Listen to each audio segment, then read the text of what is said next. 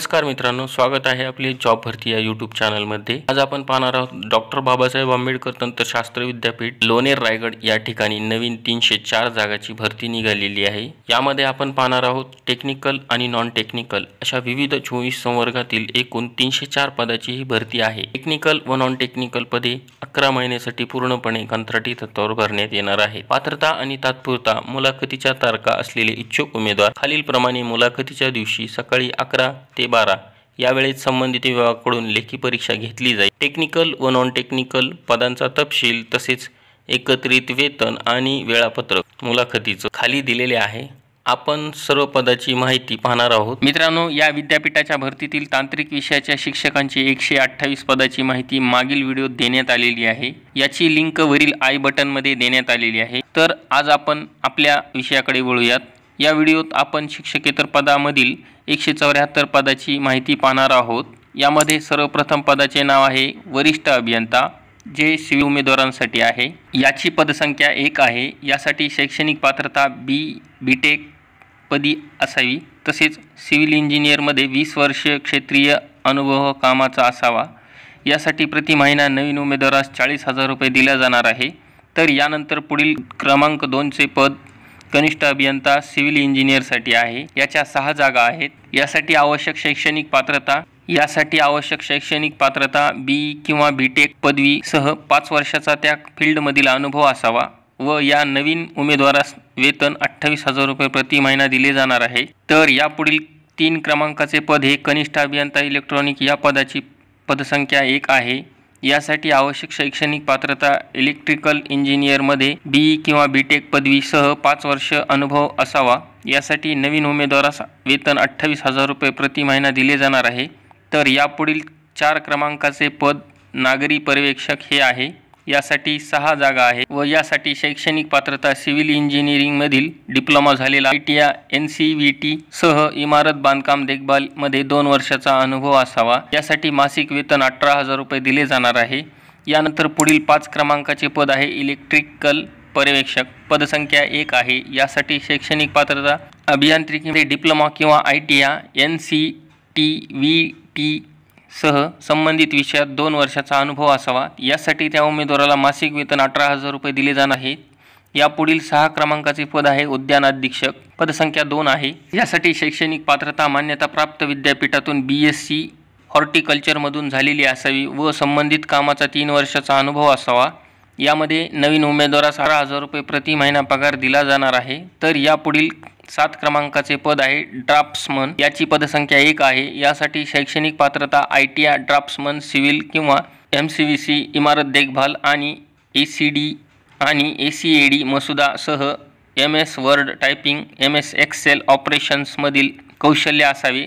तसेच अंदाज बांधण्याचे मूलभूत ज्ञान असावे व अनुभव 10 वर्षाचा असावा, ज्यापैकी 2 वर्ष साईडवर असावा।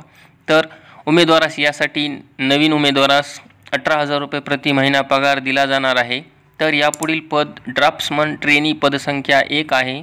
आवश्यक पात्रता इमारत देखभाल अभ्यासक्रम किंवा MCVC सह संबंधित उमेदवाराला त्या फील्डमधील 1.5 वर्षाचा अनुभव असावा।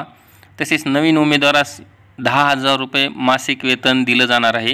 पुढील पद आहे सॉफ्टवेअर ITC अभियंता, यासाठी पदसंख्या 4 आहे। तर शैक्षणिक पात्रता बी.टेक किंवा MCA संगणक अभियांत्रिकी किंवा माहिती तंत्रज्ञान, नेटवर्किंग, वेब तंत्रज्ञानातील 5 वर्षाचा अनुभव असावा। तर यासाठी नवीन उमेदवारास 28,000 रुपये मासिक वेतन दिले जाणार आहे। तर यापुढील 10 नंबरचे पद क्रीडा संचालक आहे। याची पदसंख्या 1 आहे। यासाठी शैक्षणिक PhD शारीरिक शिक्षणमध्ये झालेली असावी व संबंधित कामाचा 5 वर्षाचा अनुभव असावा। यासाठी नवीन उमेदवारास 30,000 रुपये वेतन दिले जाणार आहे। तर यापुढील 11वे पद आहे क्रीडा प्रशिक्षक, तर पदसंख्या 2 आहे। शैक्षणिक पात्रता शारीरिक शिक्षणात पदव्युत्तर पदवी MP प्रथम श्रेणीत आणि संबंधित विषयातील 5 वर्षाचा अनुभव असावा।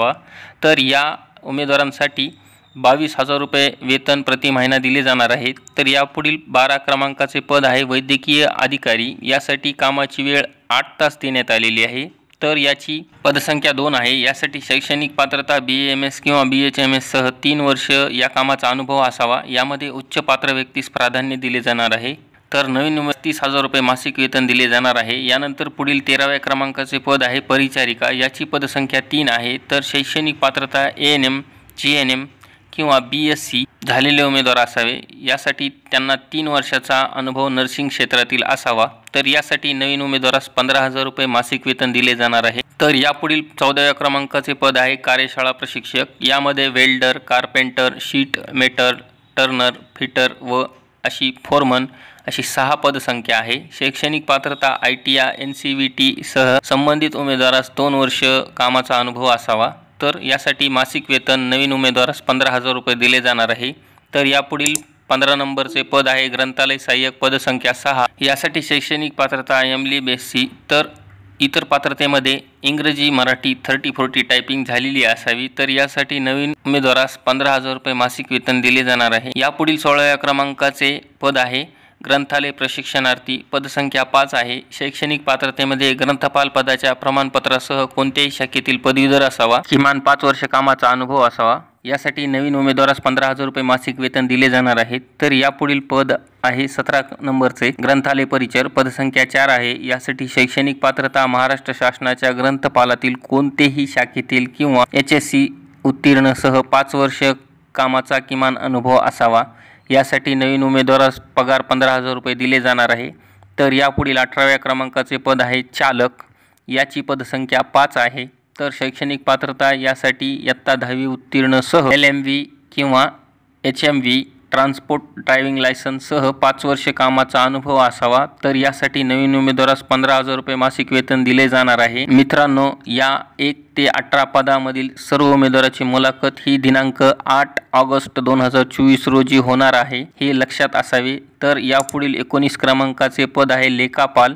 याची पदसंख्या 9 आहे। तर शैक्षणिक पात्रता MCOM मान्यताप्राप्त विद्यापीठातील प्रथम श्रेणीमध्ये पुस्तक ठेवण किंवा अकाउंटिंगमधील 2 वर्ष कामाचा अनुभव असावा आणि अकाउंटिंग सॉफ्टवेअर आणि टायपिंग सह संभाषणमध्ये 30-40 मराठी, इंग्रजी, स्पीड व GST टॅलीमध्ये झालेली सर्टिफिकेट असावीत। यासाठी नवीन उमेदवारास मासिक वेतन 18,000 रुपये दिले जाणार आहेत। तर यानंतर पुढील 20 क्रमांकाचे पद आहे वसतिगृह लिपिक। याची पदसंख्या 4 आहे। तर शैक्षणिक पात्रता कोणत्याही शाखेतून पदवी झालेली असावी। तसेच इंग्रजी 40 तर मराठी 30 सह MSCIT संगणक अभ्यासक्रम झालेला असावा। यासाठी नवीन उमेदवारास 15,000 रुपये मासिक वेतन दिले जाणार आहे। तर यापुढील 21 क्रमांकाचे पद वार्डन पुरुष आहे। याची पदसंख्या 2 आहे। शैक्षणिक पात्रतेमध्ये संबंधित उमेदवारांना कोणत्याही शाखेतील पदवीधर असावा, MSW किंवा BEd सह संबंधित कामाचा अनुभव असावा। यासाठी नवीन उमेदवारास 15,000 रुपये मासिक वेतन दिले जाणार आहे। तर यापुढील पद 22 क्रमांकाचे पद प्रयोगशाळा सहाय्यक आहे। याची पदसंख्या 23 आहे। तर शैक्षणिक पात्रता अभियांत्रिकी डिप्लोमा किंवा BSc किंवा ITI किंवा MCVC सह 3 वर्ष कामाचा संबंधित शिस्त कामाचा अनुभव असावा। यासाठी नवीन उमेदवारास 15,000 रुपये मासिक वेतन दिले जाणार आहे।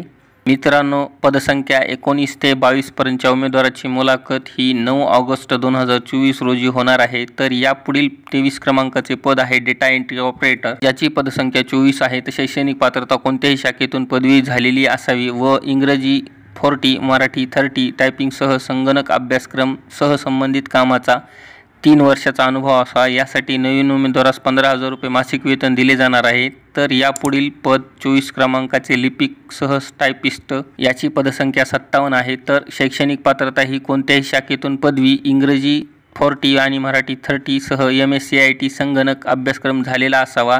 यासाठी उमेदवाराला 15,000 रुपये मासिक वेतन दिले जाणार आहे। तर मित्रांनो, यासाठी काही अटी आहेत ज्या मी मागील व्हिडिओत सांगितल्या होत्या। त्यातील आपण काही फक्त महत्त्वाचे घेणार आहोत।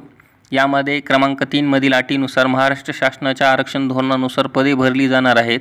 या तात्पुरत्या रिक्त जागा भरण्याचे आणि या जागेची मुदत वाढवण्याचे सर्व अधिकार विद्यापीठाकडे आहेत। तर या पदाच्या नोंदणीसाठी खुल्या प्रवर्गातील उमेदवारांसाठी 500 रुपये आणि आरक्षित उमेदवारासाठी 250 रुपये नोंदणी शुल्क असणार आहे। याची सर्वांनी नोंद घ्यावी। तर मित्रांनो, आज आपण या व्हिडिओमध्ये एकूण 174 पदांचा माहिती पाहिलेली आहे। मित्रांनो, हा व्हिडिओ आपणास कसा वाटला व अशाच नवनवीन माहितीसाठी आजच आमच्या चॅनलला लाईक व सबस्क्राईब करा व पुढील माहितीसाठी आपण भेटूया पुढील नवीन व्हिडिओत व नवीन माहितीसह। तोपर्यंत धन्यवाद।